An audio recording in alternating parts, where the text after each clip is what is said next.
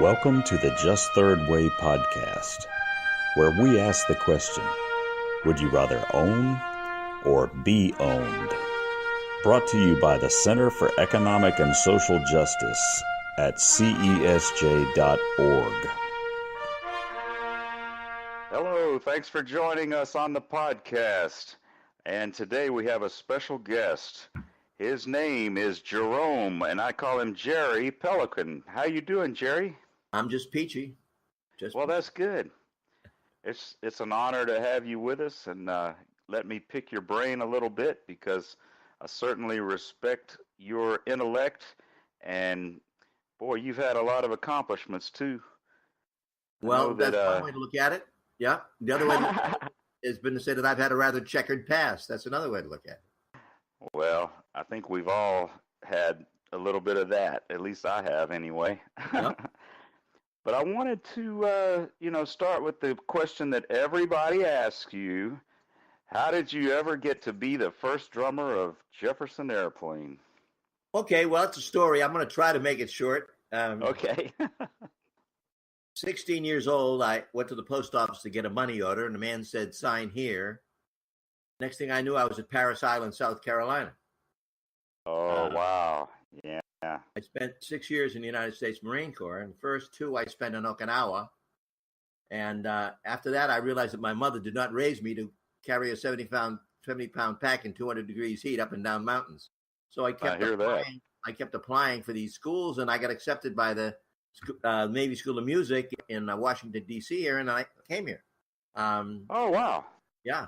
Well, I'd been a musician as a young kid, and I actually got accepted at the New England Conservatory, but I never went. So anyway, I ended up finally in the Marine Band here in Washington. And that's tough to get in. Well, you got to be good. Like the man right. said when they asked you, how do you get to Carnegie Hall? The answer is practice.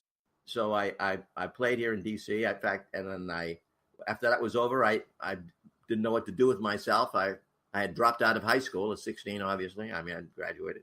So I worked. I had been in the military, so I applied for a position. If you remember back in those days, Kennedy was president, yeah. and I applied for a job what was then a patronage position in the U.S. Capitol Police Force, and just getting out of the Marine Corps, they accepted me. So I worked there for about a year. Like most young men, had a bad love affair. Read John Kerouac's book On the Road. Decided to go to California. So I went to California, and I was dating this girl in an apartment. She was dating the guy who was a guy named Marty Bayland, whose real name was Marty Buchwald. He was a singer. He said, I'm going to start a band. I said, I'm a drummer. He said, let's work together. And we did. And so we actually started the group. I have a picture of me in the first rehearsal sitting in his living room.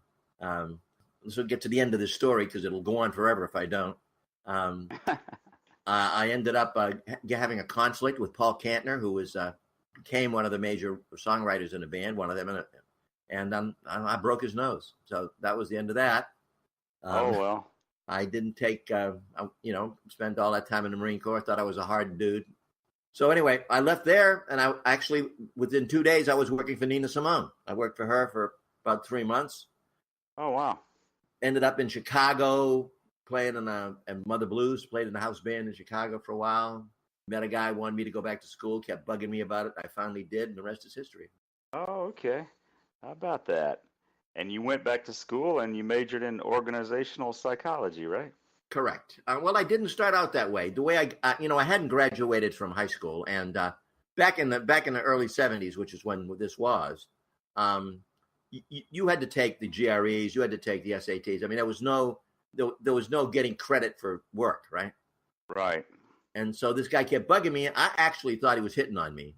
He said, what do you do during the day? I said, I drink beer and chase women. And he said, well, why don't you go back to school? And we went through that story, and he kept it up. And I finally said to him, look, no school is going to accept me. I never graduated from high school. And he said, yes, they will. And I said, who is going to accept me? He said, the University of Chicago. I said, look, there may be schools that would accept me, but that's not one of them. Right. And he said, not true. I'm the head of psychology. Oh, wow. Head of the psychology department. So that's how I get in. I said, you get a B in one course and I'll accept you. I'll get you accepted. And I did. And that's how it happened. Well, that's great. So I stayed there, got my master's, and then he died. And I wasn't going to. There were problems with his successor, and so I quit. But that's how I got from there to here. Well, how about that? Well, I want to give you a chance also to talk about some of the things that you did with not only your education, but your desire to improve the world. I know that's probably a long story also, but I wanted to at least get part of the like the family fish farms effort that you're heading up right now and see where that's at. Well, I got to tell you, the way I got here is LSD. What it does is when they look at the brain scans, they find out that it lights up areas of the brain that are not normally connected, and that's where that sense of connectedness to the world comes from.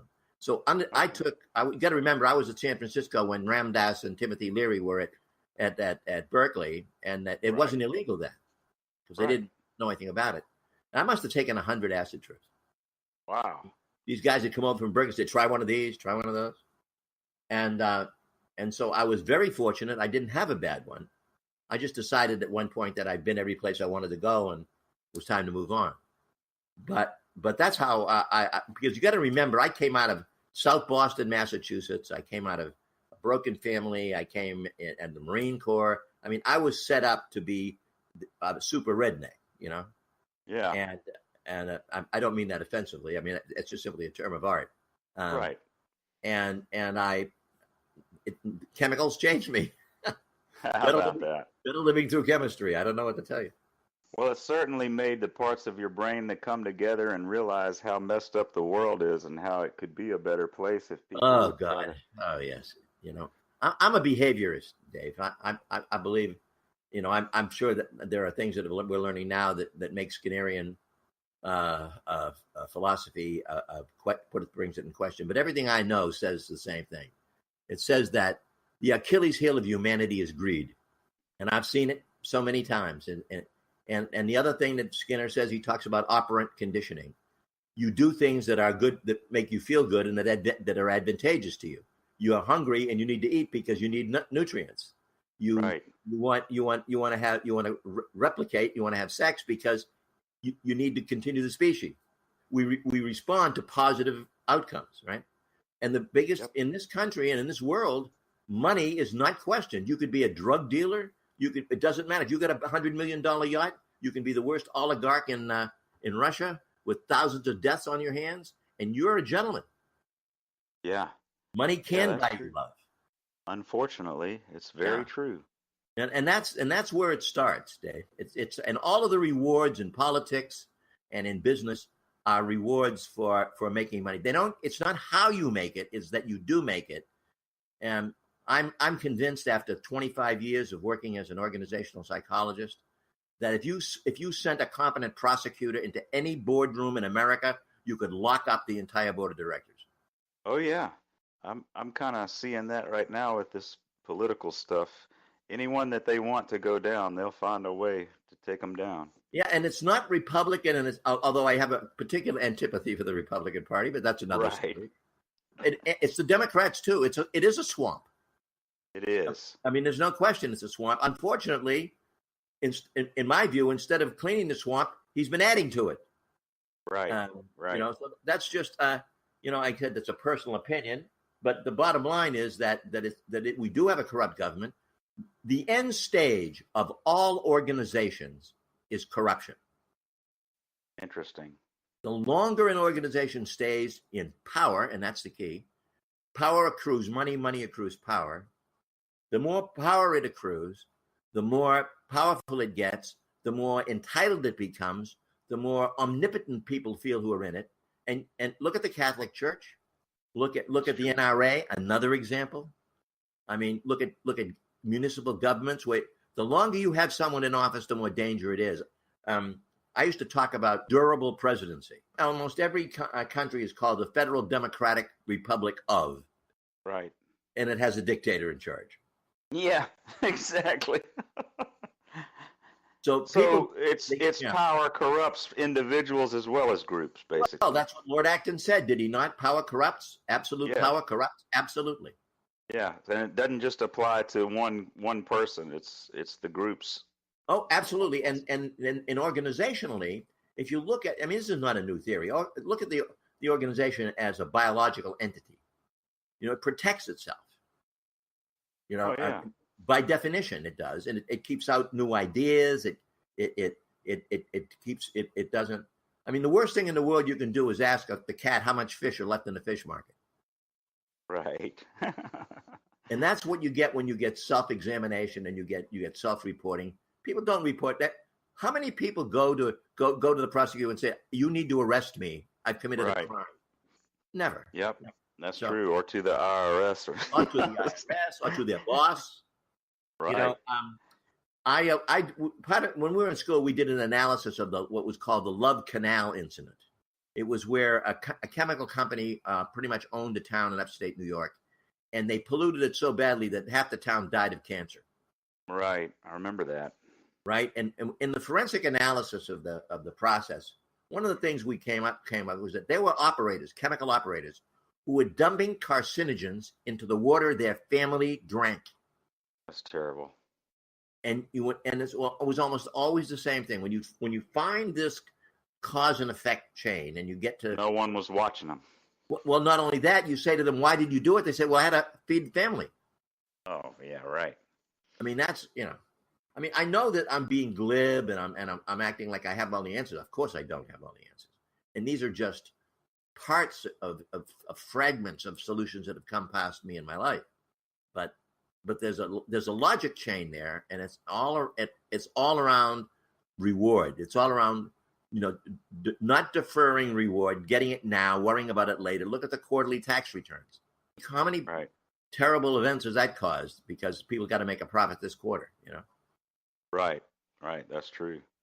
Right. So you start looking at all these things, and at some point you start to realize that the way that entire economic systems and the structure of corporations need to change, and you started advocating things like the just third way or binary economics. Yes. And you've even planned an entire structure of a business that is contributing food to humanity.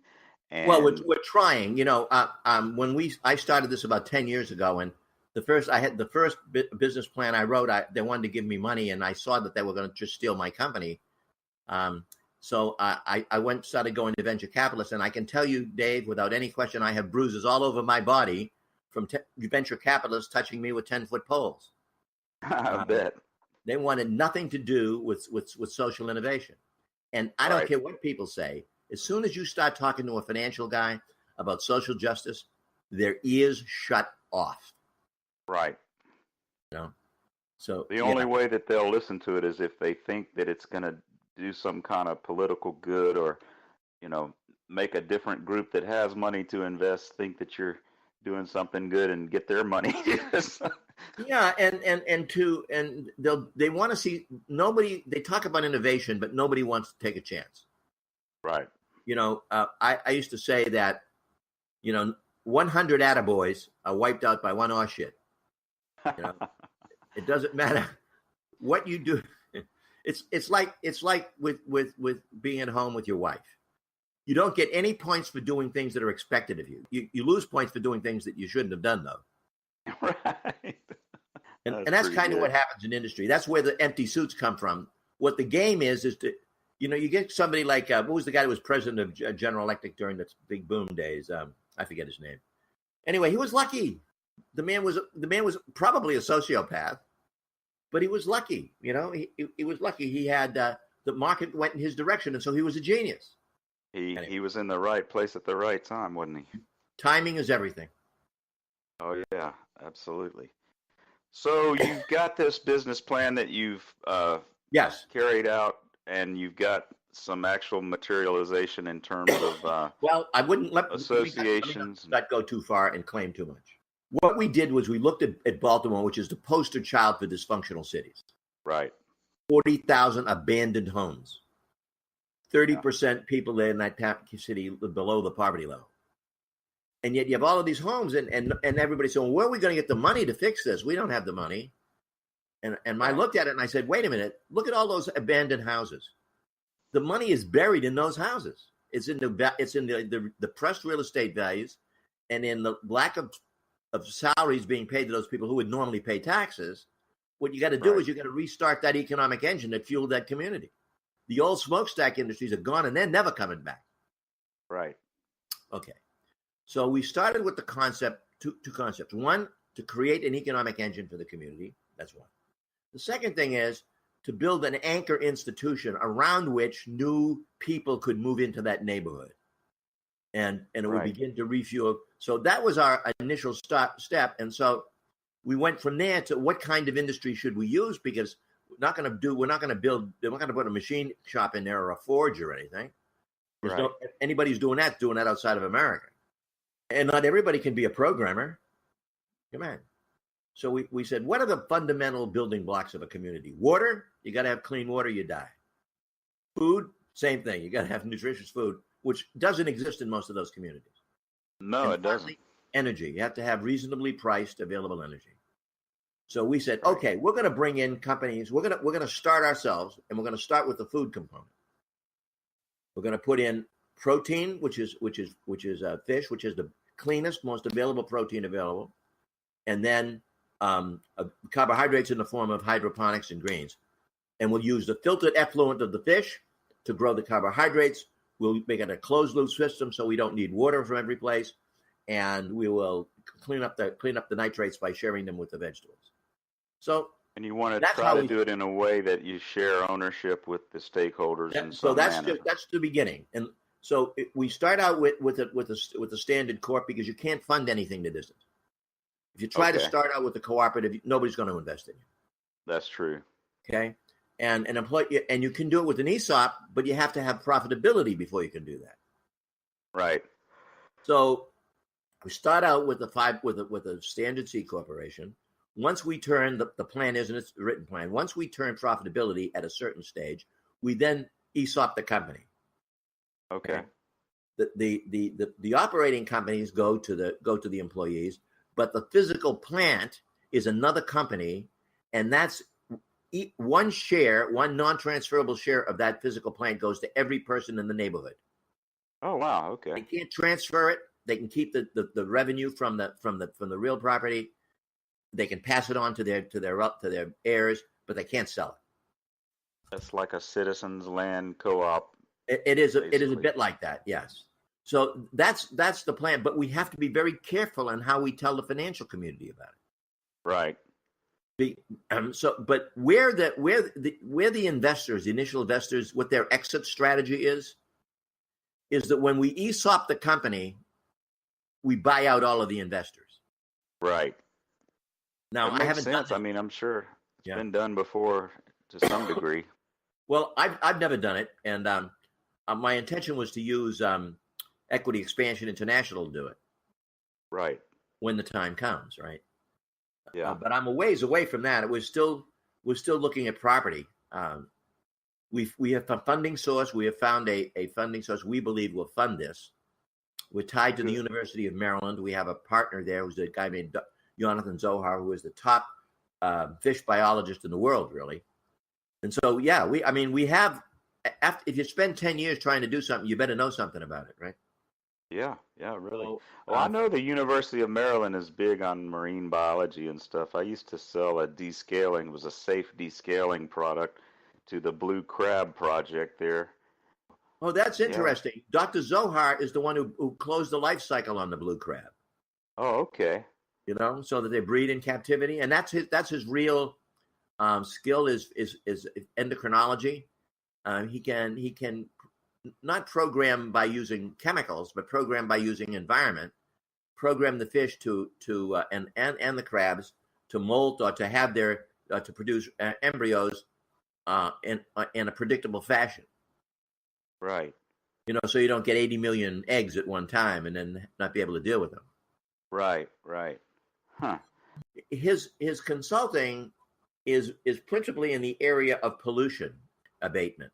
And what happens is when they put the salmon in these pens, beneath them on the floor of the water, which is usually in a bay or an estuary or something, that all accumulates. Right. And it causes really bad environmental problems. And so he's devised a way to take that and turn it into methane gas. Oh, and okay. use the methane to generate power. Wow, that's great. Yeah, it's called anaerobic digestion. It's not an uncommon process, but the way he's used it is uncommon. Right, right. To capture the methane. That's great. That's basically what we're trying to do. What we're trying to do is to eliminate the sinks. In other words, to have a zero carbon facility to produce. We define sustainability uniquely. It's basically the triple bottom line. In order for a process or a system or a law or a project to be sustainable, it has to have three components. One, it has to be economically viable. If it's not economically viable, it can't exist. Right. Charity, as you know, is only good for emergencies. Right. You have to be able to support yourself, or you can't exist. Yep. So first thing it has to be economically viable. Second thing it has to be is environmentally sound. We cannot continue to trash our planet. We can't. Right. We've reached the limits. And the third one is socially just. Ultimately, if something isn't socially just, it's not sustainable. Right. And so those are the three components. And that's why we judge everything that we do: economic viability, environmental soundness, social justice. Well, that's great. Well, I really hope that it continues to move forward and actually becomes, what you are hoping for it to be, because it really sounds good. And, hats off to you. I know you want to talk about Trump, don't you? Yeah, eventually. But hats off to you, though, for, having a sort of an unselfish project like that. We need more people to do that kind of thing. Yeah. Listen, I wouldn't recommend it unless you're prepared to. There aren't very many rich social entrepreneurs. No, well, but once you get something going good, if you're the one that started it up, I mean, you can pay yourself, I don't know, $500,000 a year salary if you want. I mean, yeah, without this is I'm 78 now, right? Right. So this is probably my last rodeo. I'm not going to get to ride too many more bulls. Right. And so and I'm not really interested in a $100 million yacht. What this is about is legacy here for me. That's oh yeah, absolutely, and more people need to be thinking that way. A lot of people do. You'd be surprised. They just don't know how to go about it. That's true. That's true. More and more, and I think we have to start looking at the overall economic system and set it up to foster these kind of things, so that everybody benefits. Money the only measure of success. Right. The chairman of BlackRock got up on the stock exchange the other day, and he said BlackRock is the great evil. They're the great, Wall Street monster. And he said, we can no longer depend upon economic return alone as a measure of our success. Wow. It's about time. So, when apartheid fell in South Africa, it didn't fall because of any extra governmental activity. It fell because shopkeepers in London refused to sell products made in South Africa. Yep, that's true. And so when nothing can withstand the moral will of the people once the decision is made. Yep, that's right. We need to change the economic system so that people don't have a choice in how things are operated and they're done correctly. And one thing that I wanted to talk to you about in bringing on that kind of change and seeing more businesses like family fish farms is looking at your expertise in organizational psychology and how that applies to people, I guess, sort of not paying attention to how things work. So real quickly, what is organizational psychology? Well, it's not clinical psychology. Clinical psychology is the study of how people work. It's a study of how organizations work. Okay, I figured that. And what is the goal of organizations? What is the difference between behavior and accomplishment? Working hard does not mean you're working well. I tell you, I got invited to. I used to work for Sylvan Learning Systems. I ran their consulting practice. Oh wow! And they had an industrial consulting practice. So we hired a guy. Sylvan now is a company called Laureate, and they bought schools around the world. At that time, we just bought 1/3 of the University of Madrid. I didn't, but they did. Okay. And they hired this guy who was in the Clinton administration, was an assistant secretary of education. And he was a friend of a guy named Wolfenson, who at that time was president of the World Bank. They'd gone to public school in England together. Okay. So the guy and I became friends. We talked a lot about things like you and I are talking about now. And one day he called me and said, "What are you doing Friday night?"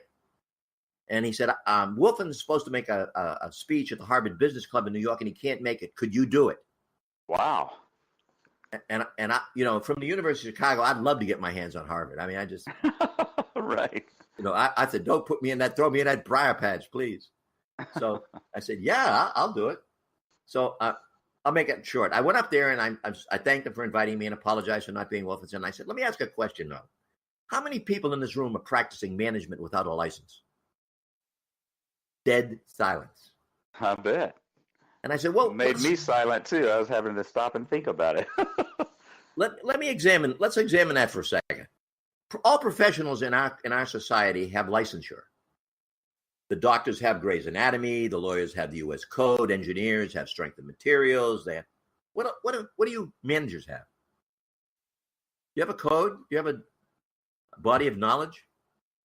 Humma, humma, humma, humma, humma. I said, I submit to you, then you're not professionals. That's true. You may be finance people, you may be marketing people, but Peter Drucker defined management as the art of getting things done through others. Right. Right. So I was not the most popular guy in that room, but I did make a few friends. The bottom line is that management, in my opinion, 90% of the problems that exist within labor and organizations is caused by management. Management's failure to do sufficient analysis, managers' failure to understand the dynamics of human behavior, management's total blame on the workforce, when it's the workforce, in spite of management, that usually makes the company work. Good point. Now, I'm not saying that there aren't lazy people and there aren't people trying to, sure, but that's 2% in my experience. So, how do you get people aware of what's going on? Well, it all goes back to the almighty dollar. Yep. Or maybe it's the yen, I don't know, but it goes it goes back because we are all judged on the size of our bank account. Right. The fact that I've spent 10 years of my life, I put 10 years of my life in the social construct in the bank, means nothing. I'm still, if I don't have a $600 suit, I'm still a bum. Right. So, and that's okay. I don't mind being a bum. I've been a bum most of my life. But I do understand that operant conditioning, which what Skinner called the way we behave because we believe it's going to do us and our family better, is in place. And until we change the balance of consequences, people stop smoking because they began to become societally censured for it. It was considered déclassé. It has to get into the social ethos. It has to be a man who owns a $500 million yacht should not be admired. He should be scorned. He took that money that could be used in so many other productive ways, generating jobs, and he took it and he spent it on a selfish system. $100 million yacht, maybe okay. Not a $500 million yacht. Yeah, really. At some point it is. You don't have to have 5 gold chains. You can have 3, right? I always think about, if you could just about go and buy one dictator in Africa and reorganize the whole country, for the price of some of these boats. Oh, absolutely. And the issue of it, it's one of the problems that we have is that I'm an old white man. And one thing I learned in Africa is that the poor have a very strong bullshit detector. When you come in and you start talking to people and they look at you, they get you right away because they've been lied to by professionals. Right. So it's authenticity, engaging. Causing change is a very, very complex because there are all different levels of interest within a community and within any organization. People have different agendas, and sussing those out and figuring out how to work. It's not easy, but of course that. That's interesting, though. That comes a little bit into what I was mainly wanting to ask you about is, how so many people tolerate corruption. And I think one of those things is that the leaders in this country have figured out a way to make people comfortable, in contrast to people in Africa. They don't trust anybody because they really are suffering. And so maybe that's the answer in terms of the psychology of groups is you keep them pacified, you keep them somewhat comfortable, and you just take a percentage of their productivity and use it in selfish ways and, creating so-called defense, which is really offense, and all of these things that we do, but that people just miraculously seem to continue to tolerate. Well, you can tolerate poison if you get it in slow doses. Yeah. And one thing that came to my mind is that, our political system is corrupt on the surface. In most countries in the world, if you did what we did in our politics, you'd go to jail. Right. You can't write a check to a politician because it's a bribe. Right.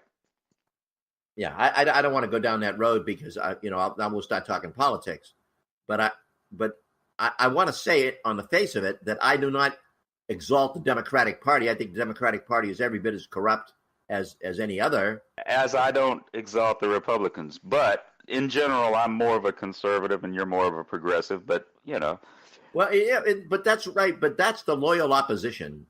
What's happened is we polarize. So here's an issue that's very clear to me. One of the things that we do as human beings is we tend to hang out with people we agree with. Right. Okay. And we read publications and listen to programs that we agree with. We all have a worldview, and that worldview comes to us through our environment, our experiences, our concerns. And we have that worldview, and that's a belief system. And that's a religion. Right. When you have a belief system, behavior is hard to change. Belief systems are fundamentally impossible to change almost. Once you get hardwired into believing that this is true, then no matter what you hear to the contrary, it's not true. And that's what's happened, I think, here to some degree. And again, accepting who I am, I just don't think that there's any ever, hypocrisy is the worst thing in the world. Look what happened in Germany in 1933. I mean, look what the German people, who were the most civilized people in Europe at the time. Yeah. But the Jews were only 1% of the population. So they could vilify and they could eventually do what they did. But that's not going to happen here.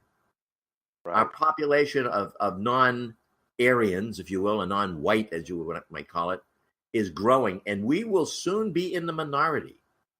Right. It won't be long. And we will pay a terrible price for slavery. I believe, not everybody is a Nelson Mandela. And so, in one way, I understand the white supremacists. They're afraid, and they should be. Interesting. I don't think that makes it right, but people have their own. But it's the belief system that's the hard thing to change, Dave. It's that I don't let any other information in because I don't want to hear it because I don't believe it. Right. I don't want to believe anything Fox News says. I believe that they're the modern implication of Goebbels. They're only there for one purpose. They're there to protect the president. That's the whole network. That's my view. Right. Right. But speaking of CNN, is the whole reason there is to go after the president. There you go. Right. Well, speaking of Trump, I will admit that I voted for him, but that was because of the choices that we had, and I'm not expecting you to say who you voted for, but I doubt it was him. But anyway, no. I'll tell you. I'll be open. I did not vote for Trump, of course, and I voted for Hillary, but very reluctantly. Right. I was looking at it. I look, if you want to test the structural strength of an airplane, you don't crash it into the ground to find out what broke and what didn't. Right. And I believe that when we voted for Trump, many of us, I think, voted not maybe exactly the way you did, but kind of with that in mind. I have other friends who voted and said, well, it can't be any worse. Let's just he'll just get in there and shake things up. Oh yeah. And it's like throwing out the baby with the bathwater to a degree. Right. The one thing, as I said, Hillary was not my favorite person. Nor was Bill. Right. I mean, it was nobody would question that he's smart. Nobody questioned that, and her too. But that doesn't mean they were moral or decent human beings. They they were very good at looking like it. Yeah.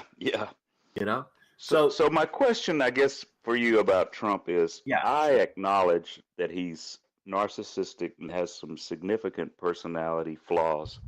And I'm thinking it's almost a symptom of our economic system that he comes from the type of family where you basically, had things handed to you and you were rewarded with success if you ordered people around and, forced these deals and things. And so it reinforces that narcissism. Yeah. You're right. And so I was wondering, doesn't that show that this system that we have that concentrates money power breeds this kind of thing, So just kind of asking someone. No question, Dave. I mean, greed, money, they all come together in a great pile at the top of the list. And Niccolo Machiavelli understood that better than anyone. Right. So that's the truth. And when your moral code is focused on expediency, then nothing else matters. Money then becomes the only objective. It's not the important one. It's the only one. That's the ethos in the corporate boardroom. Look at Wells Fargo. Look at Volkswagen, for God's sakes. We thought that was a pillar of decency and probity and German engineering, and there they were. They were cheating on their diesel emissions. But so was everybody else. So was GM, and so was, they were all doing it. They got caught. Right. And they didn't pay the right politicians that year or something. Somebody knows. Usually, what happens? Somebody's wife talks. Yeah. The guy gets a divorce, and the wife says, "Yeah, and you're doing this too." Well, I definitely understand your cynicism, especially for greed and things like that.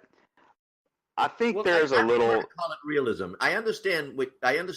No one wants to think that the world is terrible, but Farrakhan, who's a black nationalist, I'm sure you know who he is, came back from Africa, and he was being interviewed by Chris Wallace. Chris Wallace said to him, "Where have you been?" He said, "I've been in Africa." He said, "What were you doing there?" He said, "I was talking to African leaders." And Chris Wallace said, "They're all corrupt." Wow. And Farrakhan started laughing. He said, "What are you laughing about?" He said, "Because America is the most corrupt country in the world, only we've legalized it." Right. Now, yep. Anybody who thinks that there is not an American empire doesn't understand the concept of empire. We have an empire just as much as the British did. Oh, yeah. And we're enforcing it with our military. Yeah, we're establishing it with our money creation and enforcing it with our military. The British East India Company. It's our economics, our business people go in there, and then they're supported by the military. Yeah, that's true. And don't try to make a currency that's outside of that system, because you'll end up like Libya. You will, and that's why I've been, ever since I met Norm about maybe 20 years ago. I've subscribed to his ideas. And if you're going to change the currency system, you have to change the tax system. Right. You can't have the same incentives. You have to change it. And Just Third Way has a viable model, but because it is so radical, everybody's afraid of it. Right. And it doesn't, and because it doesn't reward the status quo, overtly, they can see where they'll not be able to make as much money doing that. And right. So that, people laugh.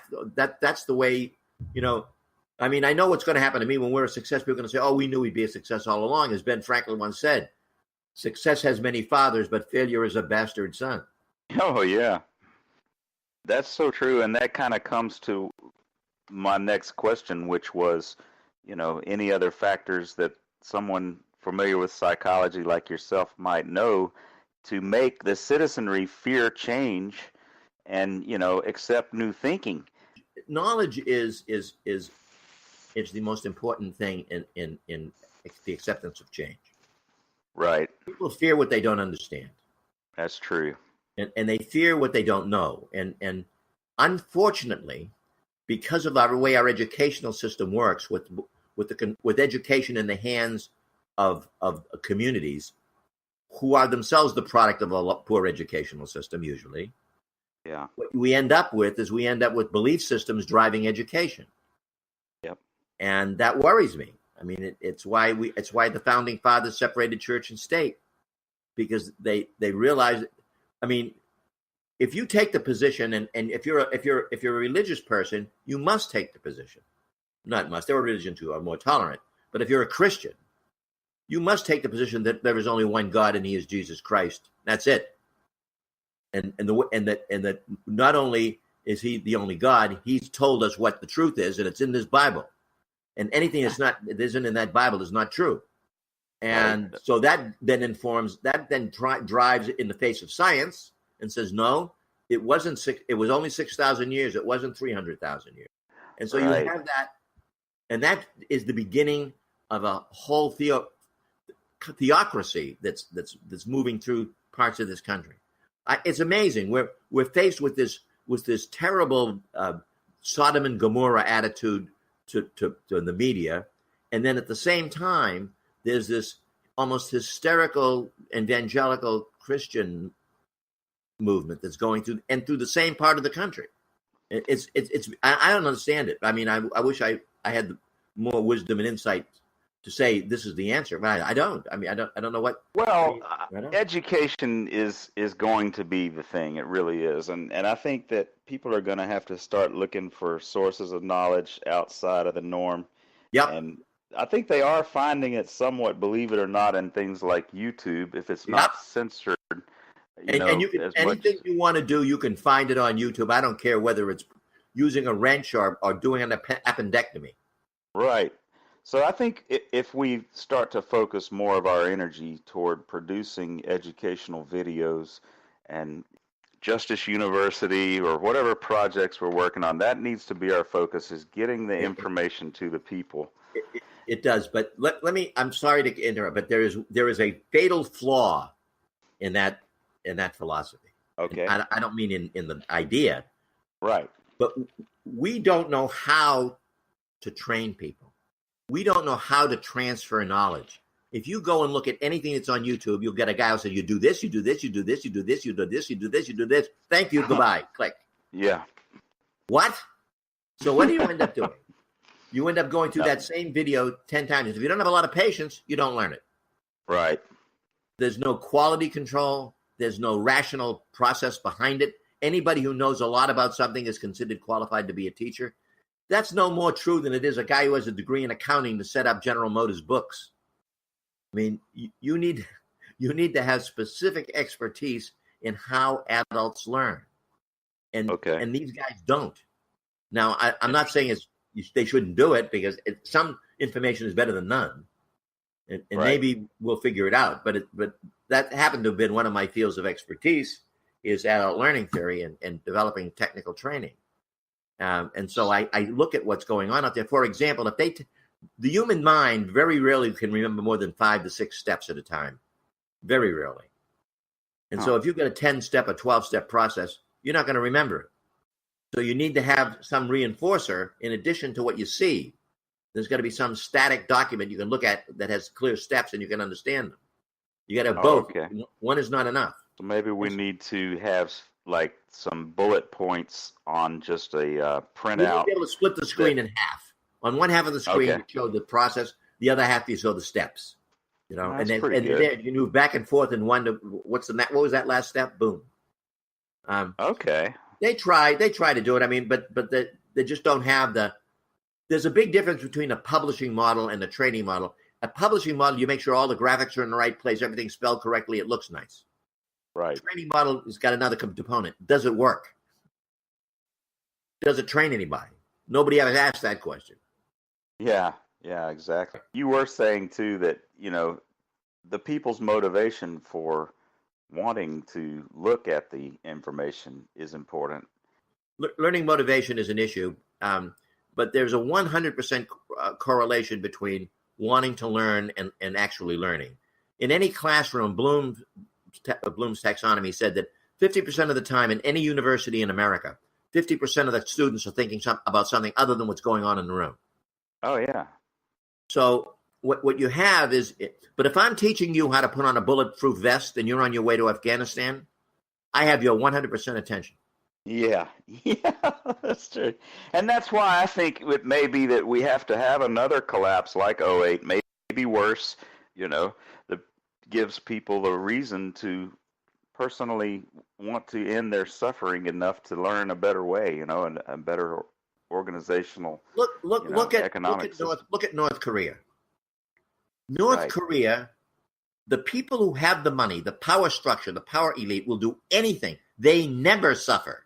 It's the people under them that suffer. And if you're willing to do what they're willing to do, if you're willing to have a Department of Homeland Security that just bought 90 million rounds of ammunition and is now getting tanks, you begin to understand where this is going to go.